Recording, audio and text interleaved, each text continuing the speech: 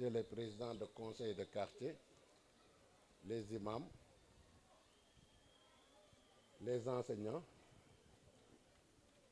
les directeurs et directrices de cet établissement scolaire de la commune,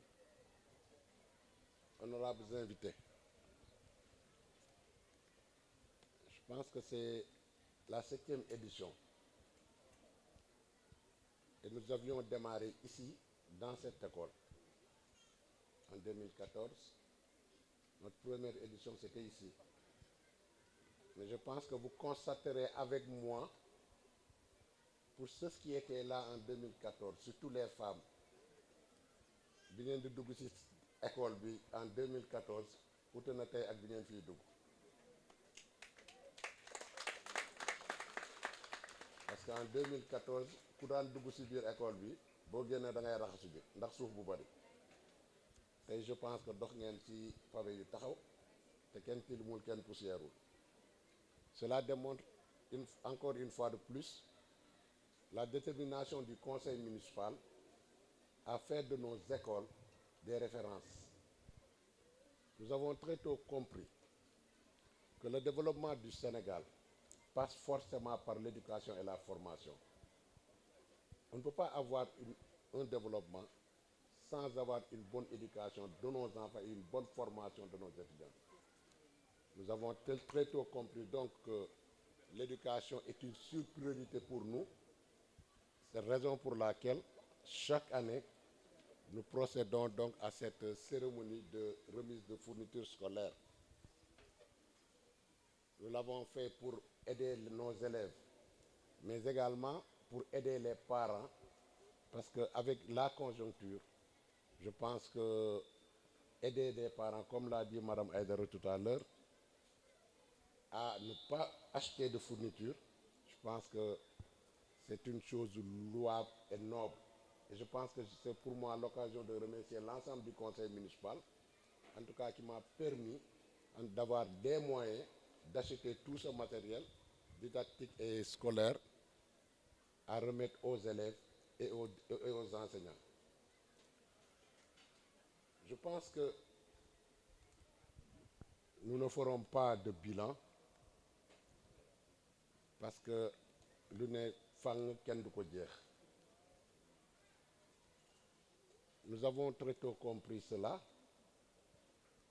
Et au niveau des établissements scolaires, nous avons démarré par non seulement le don de fournitures, les photocopieuses pour les écoles. Nous avons également pris en compte le cadre de vie des élèves. C'est la raison pour laquelle, pratiquement, à l'exception de Bamba 2, les 6 établissements scolaires ont déjà reçu leur programme de pavage. Il ne nous reste que Bamba 2 et je pense que le retard est dû à l'entrepreneur qui a eu à gagner le marché depuis longtemps, mais malheureusement qui a traîné.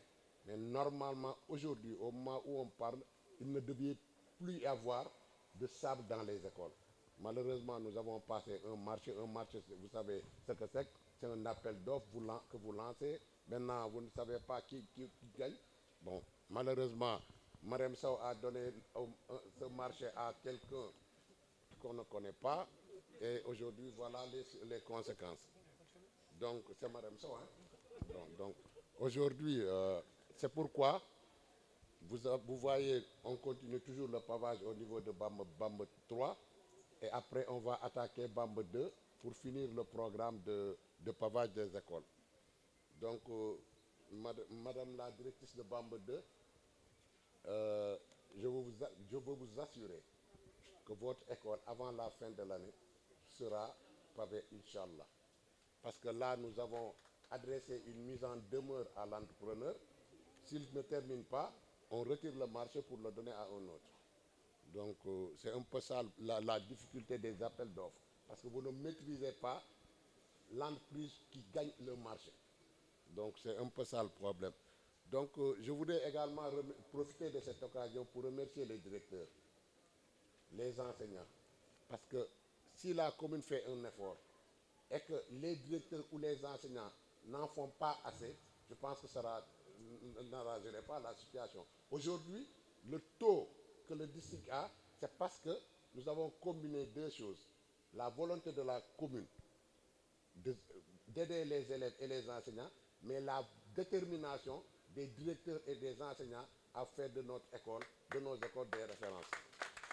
Aujourd'hui, je pense que l'ambition que nous avions en 2014, je peux dire que nous avons atteint peut-être à 80%. Parce qu'en 2014, je pense que le taux d'élèves résidant dans la commune qui fréquentaient les établissements scolaires de la commune n'était pas de 10%.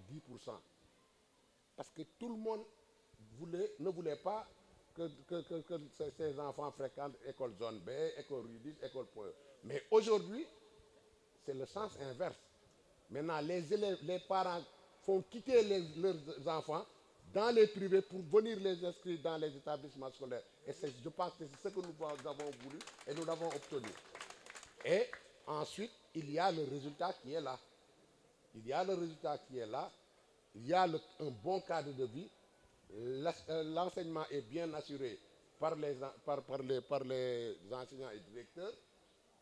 Également, le matériel suffit à merveille.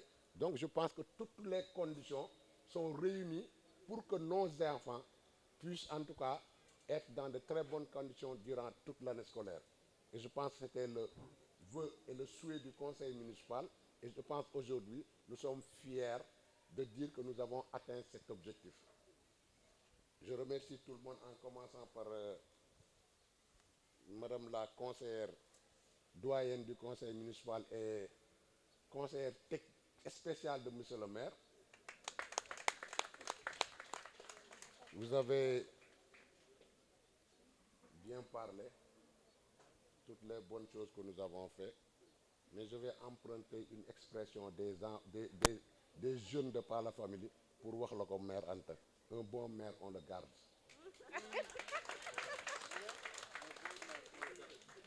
Maire Anta, un bon maire, on le garde. Je m'adresse à tous les conseillers de Benno Bokk Yakaar. Donc, je pense que je ne serai pas long. Par contre, vous avez fait quelques doléances, ce qui est normal. Mais vous savez, je parle sous le contrôle de SEC. Chaque jour de Nyokolo, quand il s'agit de confectionner un budget, toujours SEC de Nyokolo. Nous ne sommes jamais d'accord.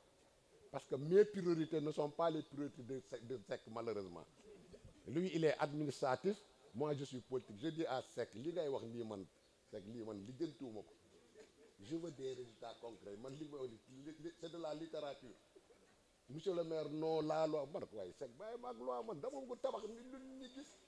Donc, on a toujours ces problèmes quand il faut confectionner un budget. Parce que malheureusement, lui, il est soucieux de l'équilibre budgétaire. Moi, je suis soucieux de faire des résultats concrets. Donc, aujourd'hui, si nous n'avons pas pu faire beaucoup de choses, c'est parce que ni nomenclature budgétaire te dé la. Di nga am sa bëgg-bëgg, mais am na foo xam ne mënoo ko passer en matière d'investissement. Da ngay bloqué parce que y a le fonctionnement avec des dépenses obligatoires. Balaa ngay dugal dara loolu ngay dugal pare. Te dépenses obligatoires yi en général boo ko dugalee ci budget par li la dese pour nga investissement bareetul. Donc c'est un peu ça les problèmes auxquels nous sommes confrontés. Donc moo tax mënuñu woon li ñu amoon yéene ci biir école yëpp mënuñu ko woon defandoo en même temps parce que il fallait petit à petit at bu jot nga def dara dugal ci budget bi dara def dara par at. Mais li am solo mooy aujourd'hui nous avons terminé pratiquement le problème de pavage des écoles. Les fournitures, je pense que il n'y a pas de souci. Les photocopieuses, je pense que c'est déjà réglé. Maintenant, cette année, nous allons attaquer les classes. Vous avez parlé de peinture. Nous allons plus loin que cette peinture. Ce qu'on va faire cette année, c'est que toutes les classes des 7 écoles de la commune de Fann Point Amitié seront carrelées. Classe par classe. nous avons prévu 80 millions uniquement pour ça. Peinture, carrelage des classes. Nous avons prévu 20 millions pour les tables bancs pour cette année. Donc, à partir de cette année, toutes les classes des écoles seront carrelées. Parce que nous, on va le faire. Donc, nous allons débloquer également 20 millions uniquement pour les tables bancs. Uniquement pour les tables bancs. Je pense que vous avez parlé de la couverture maladie universelle. Nous avons déjà signé avec la CEU du département de Dakar, avec à sa tête Moustapha Mbeng, pour l'enrôlement de l'ensemble des élèves et instituteurs de la commune. Nous avons déjà signé, le protocole est déjà signé et envoyé au niveau du payeur. Il ne nous reste que le payeur vire l'argent au niveau des caisses de la CEU pour que tout le monde soit pris en charge médicalement. Nous allons démarrer cette année également, au niveau de chaque école, une infirmerie. Chaque école aura son infirmerie à partir de cette année. Vous avez parlé également de la connexion Internet. Nous sommes très en avance avec la Sonatel. Nous sommes très en avance et je pense que le retard, c'est au niveau de la Sonatel. Nous avons déjà entamé la procédure, nous ont fait les propositions de prix, etc. Maintenant, c'est à leur niveau. Ils nous disent qu'il y a deux formules, ordinaires et les fibres. Ils n'ont pas encore démarré les fibres pour les écoles. Nous avons dit qu'il faut donner les fibres parce que c'est plus efficace. Donc le retard, c'est à ce niveau. Mais cette année, toutes les écoles seront connectées à Internet. Et toutes les salles informatiques seront opérationnelles également. Donc pour vous dire seulement à quel point la commune de Fann Point Amitié tient à l'éducation de ses enfants. Nous voulons une éducation de qualité. Le président de la République a toujours parlé de Ubitey Diangatey. Je pense que nous sommes dans les dispositions Ubitey Diangatey. Le président parle d'émergence. J'ai l'intime conviction qu'on ne peut pas parler d'émergence sans l'émancipation des élèves et des étudiants. C'est la raison pour laquelle, au-delà de ce que nous donnons aux élèves, nous débloquons minimum 90 millions pour les bourses, pour les prises en charge scolaires de nos étudiants de la commune. Parce que nous voulons que nos enfants et nos étudiants soient les meilleurs partout. C'est la raison pour laquelle nous ne les ignorons jamais sur les moyens quand il s'agit de l'éducation et de la formation de nos élèves et de nos étudiants. Donc c'est l'occasion pour moi en tout cas de remercier l'ensemble du conseil municipal, remercier également les parents qui nous ont fait confiance, qui ont fait confiance à nos écoles, remercier très sincèrement les directeurs. Bon, je ne veux pas faire une promesse, mais je vais voir, c'est toujours dans ma tête, pour le logement des directeurs. Pour les nouveaux directeurs, bien sûr. C'est dans nos prévisions de faire des logements dans tous les établissements pour que les directeurs puissent, parce que je vois Madame Aïdara qui quitte toujours l'école à 22h, 23h. Donc en tout cas, je remercie tout le monde.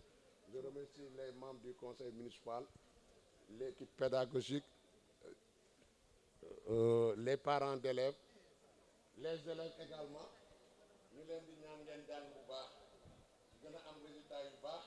On est d'accord?